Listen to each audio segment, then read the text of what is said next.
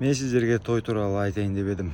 Қазіргі тойлар сәпсем өтірік болып кеткен ғой.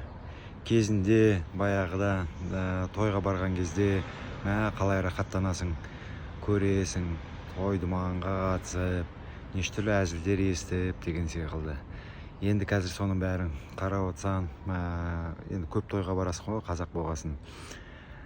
Сол тойларың жай бизнес болып кеткен, бірін-бірімен жарысу, бірін-бірінен асып түсу болып кеткен ғой. Ешқандай мәні жоқ болып кеткен. Бүкіл өзінің несін, сапасын жоғалтқан тойлар қазір. Әрине ол біздің салт дәстүріміз, санаңдар. Бірақ қонақ шақырған кезде біреу 300 шақырды екен, мен 500 шақырам деген секілді ондайларыңызды қою керек. Өздерің жақындарыңды ғана шақырса мен түсінер едім. Жақындары кімге шын жаны ашыр, сондай адамдарды ғана.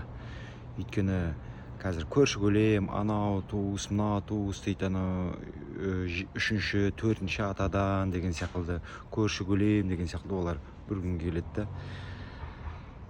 Ұмытып қалады сіздің тойыңызды. Болды, ешкімге керек емес. Ал сіздер болса, кейбіреулері кредитке кіреді, сол кредитін төлеп жүреді, тойыңды ақтамай қалады. Бірақ көбінесе ақтайды, сол үшін бизнес қылып алған ғой. Біздің қазағымыз қашан байиды, осы тойларда жүре беретін болса. Тойларында қазір қарасаңыздар, мынау ойындары, мынау жүргізіп жатқан жүргізушілер енді сәпсем шеттен шығып барады. Анау дастарханды бөліп алған, енді сәпсем бөлек әңгіме.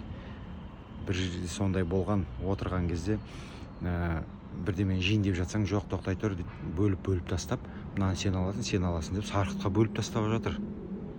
Не деген масқара? Сонда не үшін келеді? Бәрі аш қарақ па, үйлерінде тамақ жоқ па, бір күнмен ғана тұра ма, той болмаса аш қала ма? Соны түсінбеймін мен. Қалайық. Не дейсіздер осыған?